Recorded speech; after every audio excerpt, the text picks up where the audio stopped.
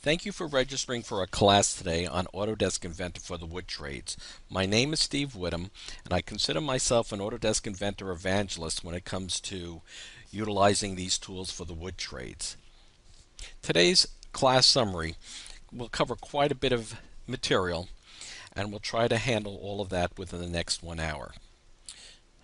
Our objectives, again, are quite full, and I do hope that each of you will have a much better understanding after our session. Today, we're going to build a basic cabinet that is nothing more than multiple pieces of material put together with all the hardware, all of the cutouts, the negative shapes, the pilot holes that would be necessary to machine this and build it. As you can see, we do have all of the dowels, pins, pilot holes, everything that's necessary for correctly fabricating whatever we design. So that is going to be the results that we're going to be looking for. Today's first topic will be modeling. The type of modeling I prefer to do is a hybrid between solid body modeling, adaptive modeling, and top-down modeling. Let's get started. So we'll get started by first creating the first part. And the first part will be the outside frame, which is nothing more than a rectangle that I'm now adjusting the dimensions, and I'm going to say it's 60 by 30. I'll do a simple offset so that I have the thickness around the whole piece. And let's say it's 3/4 of an inch, but this I'm going to say thickness equals, so that thickness becomes a variable that I can adjust later on. I'll now extend the vertical lines so that they're physically going to create a joint. By doing that, I now have to add dimensions to the top, the bottom, and the left-hand side. And again, I'm making them all equal 3/4 of an inch or thickness. Okay, once I've got that, next step is maybe let's create the bottom horizontal member that is in a dado.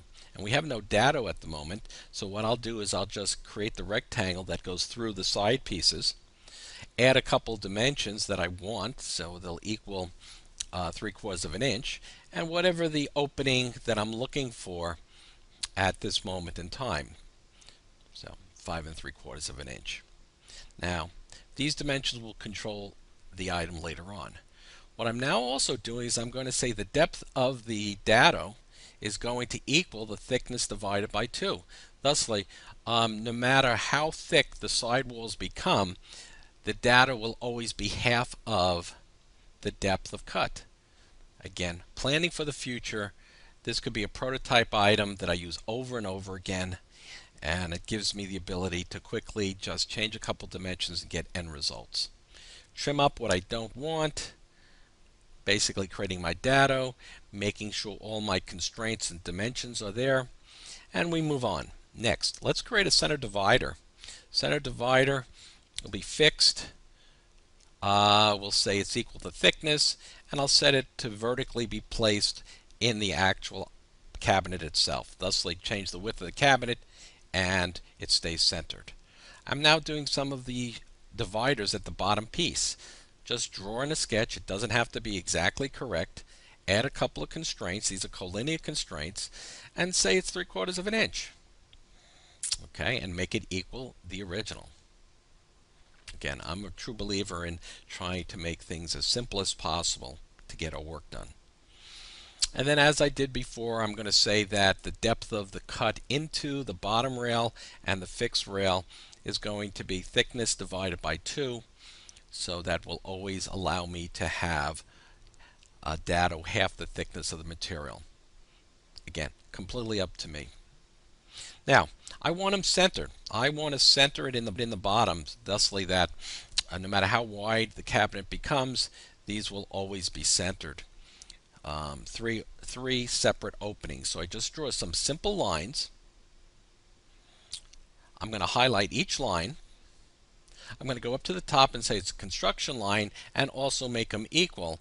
And immediately what just happens is that it now has equal opening and I don't have to calculate anything. change the 60 inch to something else, and it automatically will still continue to become equal information. Now I also decided I'm going to make those half an inch, not 3/4, and you can see the data changes with me. So again, it starts the tool of becoming parametric. Next, let's put a shelf in here. And what I've done before, again, we'll say it's the tops and the bottoms of these shelves are collinear, so they line up immediately. I'll also say it's 3/4 of an inch, equaling thickness. And now offset the edge, let's say it's a 1/16 of an inch, and we'll go ahead and we could type in a 1/16, we could type in decimals, we can type in metric. Inventor allows me to do any of those things. And all I'm doing here is, again, just going through the routine of picking the dimensions and letting them equal each other. Okay. And now what we also might do is we might want to center the shelf in the opening, and that's exactly what we did. So as you can see here, I'm cleaning up the dimensions right now just so that they're easier for me to see, easy for me to control, because this is a model that I might be using over and over and over again when I do this type of cabinet in the future. So one cabinet, one time. From this point, we'll turn more towards an isometric view. We'll start extruding each of the closed loop members, and we'll start creating solid bodies out of those members. We'll also say the depth of the cabinet equals 14, so one variable will be able to change the depth of every member. Now, once we do the first extrusion, we want to share the sketch so that we get the sketch back so we can start extruding each of the other closed loops. And we're going to pick the parameter depth as our actual value. So we'll go ahead and extrude each of these. We want to extrude, we want to make sure we say it's a solid body, not just a normal extrusion, so that when we're finally done, we should have about 10 solid bodies, and we'll then have to add the back to this particular unit as soon as I've extruded all of the pieces that I'm working on at the moment. So again, it's a lot of it is similar over and over again. So the first one you do might take a little bit of time, but a cabinet like this shouldn't be more than a half an hour to an entire finished piece. And this is going to be absolutely parametric, so that I'll be able to change it at any time to any dimension I want. So we'll put the shelves in. Now I don't particularly like the shelves flush to the front, so there's so many ways of manipulating it. In this particular case, I'm going to use the thicken command, and I want to reduce it by a value of 1 inch. So I touch the face, I'm going to cut into it 1 inch, and I'll cut into each of the pieces 1 inch. Okay, so again, lots of different ways of attacking how we get to an end result, different workflows that each of us might want to use or not use. This is just one way of accomplishing a task.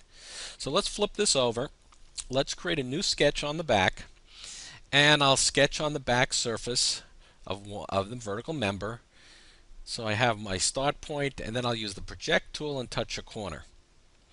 Once I've done that, I'll create a rectangle starting at one of the corners to the other corner, and then extrude it, a value of, most of the time it's a ½ inch back, but again, whatever you want. This is a back that actually rides all the way across each of the sides. And you can see that we've accomplished our goal, and we've created the basic cabinet. Now, just to show you, we could change the values. Let's say we want to change the horizontal and vertical value from one value to another. By hitting the update button, you'll notice that it is already parametric, but it's still a single solid. If we go and take a look at the thickness tool, we can show it that when we change the thickness in parameters, you'll see that the joint just changed also. So again, we just basically tested the world that we've created. We can say that the thickness of the material is 3/4 of an inch, and the depth of the cabinet is 24 inch or what have you.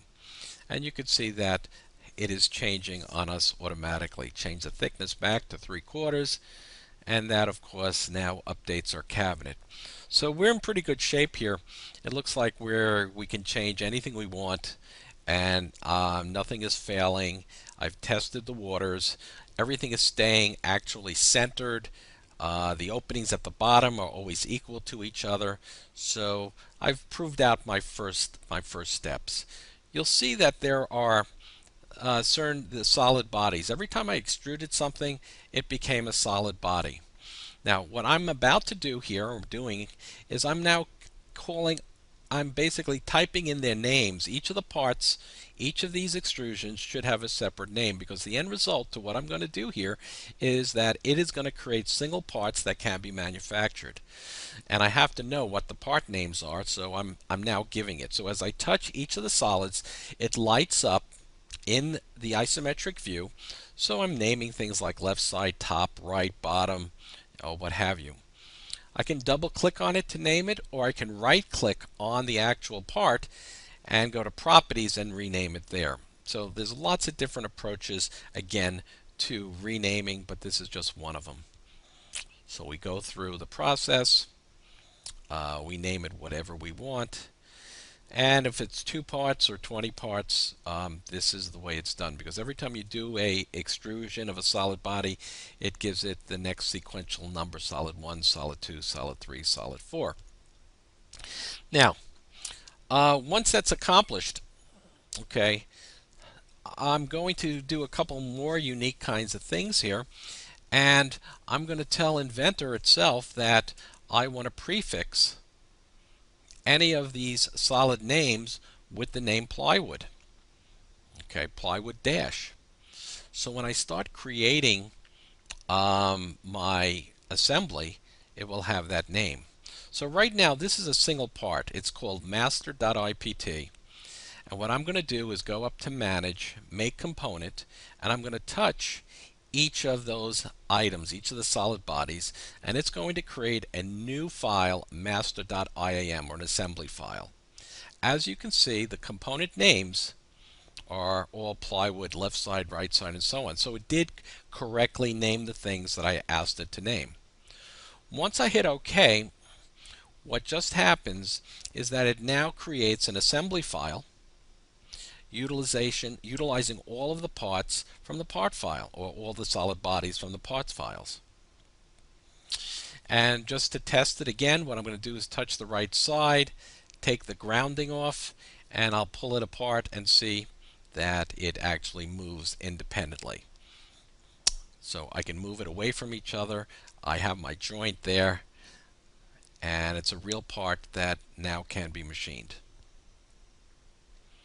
So quickly from the original to this, and you could see that I'm about to hit save, and this is going to save each of the individual parts. You can see the naming conventions in the browser all say plywood whatever. And now not only do I have a assembly file, but I have a part file. I have both of these working together. Now if I change the master part file, as you can see I'm changing it from 70 inches. When I do an update, okay, the assembly file will change. If I change the depth from 24 inches to 14 inches, okay, you'll see that the part file just changed. Once I go back to the assembly file and do an update, you'll see that the assembly file changes. So in other words, what I have here is a master part file that's controlling my entire assembly. A very, very simple way to do things. I don't have to add any constraints whatsoever to the system. And again, it's a matter of just changing the original part file by the parameters that I had already preset, doing an update, going into the assembly file, and doing an update there. So this is called solid body modeling, and it's a very functional way to start building. Hit save, and we'll move on. The second area that we're going to discuss is the assignment of materials. This is where we tell Inventor it's made out of solid stock material, plywoods, what the grain direction, how the edges are treated. Very important when it comes to woodworking.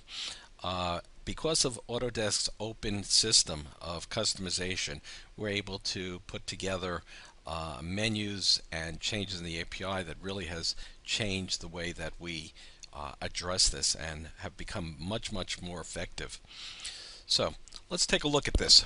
Now, if we go back to the model and we look at it, we want to go up to what we call furniture design and go to material assignment. In material assignment, there's something called part type.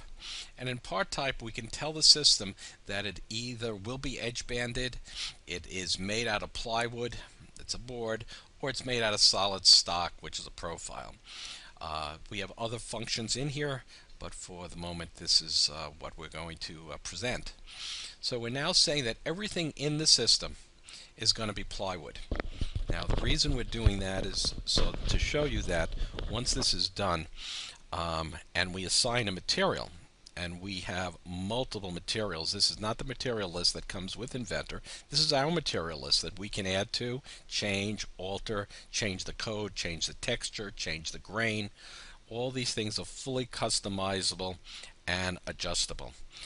So I created two materials called my own and my own B, which is a maple looking type of material, and I'm going to pick the wrong one. And you can see the grain direction is the short way. And if I click on the bottom button, what it'll do is it'll assign everything that material, that the entire project. Now we can either do a global change or we can pick individual components. So either way will work just fine. And again, as I said before, the grain will run the wrong way in this particular situation, unless, of course, that is what one desires. Grain is nothing more than JPEGs or bitmaps that we can grab from any different source on the internet. So you can see that it's going the wrong way. So at this moment, I'll just go back to my material group and say I want to change the grain, and you see the grain change. And now I hit OK, and because I'm saying global, everything is going to change. So either pick individually or everything, and I don't have to worry about it. I don't have to go and touch each individual item at any, individually and work through that. Release 2013 is a little bit better in that way, but still not as fast. Now, if we look at the model, after I've accomplished this, look at the edges. The edges show up totally different because if they're plywood, okay, or MDF or anything else, they'll show that the edge conditions should be taken care of, or they're raw. Now, the next thing I'm going to do is I'm going to just assign the two shelves a whole different material just by picking both of them and hitting OK. And because they're plywood also, you'll see that the edge conditions show up in that fashion. So if I go ahead back to what I call part type and say it's made out of solid, you can see the edge conditions now show up as solid material. And of course we can make the bottom dividers a different material also. So basically just click and pick from a library. Now the next process within our system is again to take a look at the different functionality that we have. Okay, and again we go back to the material group and you can see that the bottom line is blank, where you can start adding more materials. Now if we want to edge band, and that's very common, we have an edge banding group, it's called, and if we move to the right you'll see that here's all your edge banding, the code number, whatever you want to name it, and then the thickness of the edge banding itself, and you can have literally hundreds or just a couple, whatever the company uses. Now when we decide on the edge banding, you can see the list. We're going to say it's a 45 mil. It shows you the color, and now you tell it whether the edge banding will decrease the size of the blank by the thickness, or the edge banding will increase it by the thickness of the edge banding. And once you do that, all you're going to do now is go ahead and touch any of the edges that have the checkerboard pattern, and what that will do is, of course, it will then apply edge banding to those edges, showing you, the user, the designer, that those edges have been taken care of. Now, they don't necessarily have to be edge banded. We can, of course, put some realistic molding around it, or anything else that we so desire. So we're not limited to what we can do here. It's just is giving us functionality that we really didn't have in other areas. And again, this is absolutely customizable, and the edge banding, of course,